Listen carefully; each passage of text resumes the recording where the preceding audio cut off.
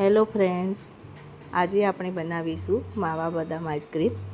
આ આઈસ્ક્રીમમાં આપણે કોઈપણ જાતનો ક્રીમ કે કોર્નફ્લોરનો ઉપયોગ કર્યો નથી, તો પણ ખૂબ જ ટેસ્ટી અને સોફ્ટ આઈસ્ક્રીમ બનીને તૈયાર થશે।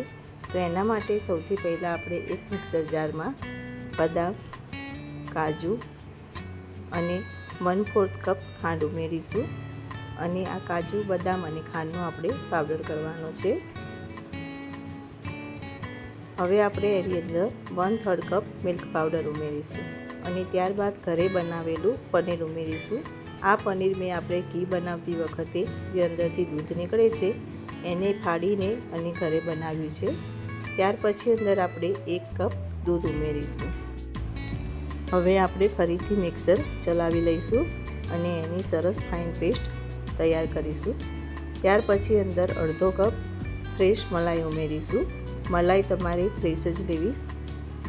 ત્યાર પછી આપણે એને એક બાઉલમાં કાઢી લઈશું। તમે જોઈ શકો છો કે આપણું આઈસ્ક્રીમ માટેનું બેટર ખૂબ જ સરસ ક્રીમી બનીને તૈયાર થયું છે। ત્યાર પછી અંદર અડધી ચમચી વેનીલા એસેન્સ ઉમેરીશું। વેનીલા એસેન્સ ઉમેરીને એને સારી રીતે મિક્સ કરી લઈશું। આ આઈસ્ક્રીમમાં આપણે કોઈપણ વ્હીપિંગ ક્રીમનો ઉપયોગ કર્યો નથી, છતાં પણ અંદર કોઈપણ જાતના આઈસ ક્રિસ્ટલ નહીં થાય। હવે આપણે એને ઢાંકણ બંધ કરીને ફ્રીઝરમાં 2 કલાક માટે સેટ થવા દઈશું। પહેલાં આપણે આઈસ્ક્રીમને 2 કલાક માટે જ રહેવા દેવાનો છે અને ફરીથી એને બાઉલમાંથી કાઢી અને મિક્સર જારમાં ઉમેરી ફરીથી આપણે થોડીવાર મિક્સર ચલાવી લઈશું। એના લીધે આપણા આઈસ્ક્રીમમાં આઈસ ક્રિસ્ટલ નહીં થાય અને આપણો આઈસ્ક્રીમ ખૂબ જ સોફ્ટ અને ક્રીમી બનીને તૈયાર થશે। ત્યાર પછી આપણે જેમાં આઈસ્ક્રીમ બનાવવાનો છે એ કન્ટેનર લઈશું અને એની ઉપર નીચે બટર પેપર લગાવી દઈશું, જેથી આપણો આઈસ્ક્રીમ ઇઝીલી બહાર નીકળી જાય।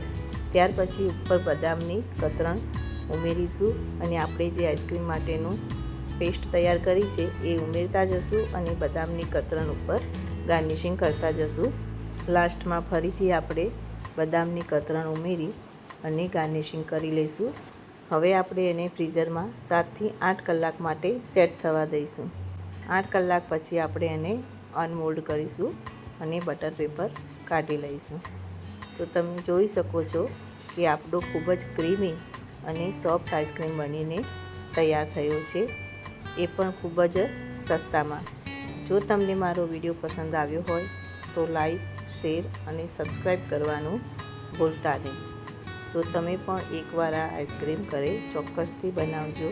Thank you.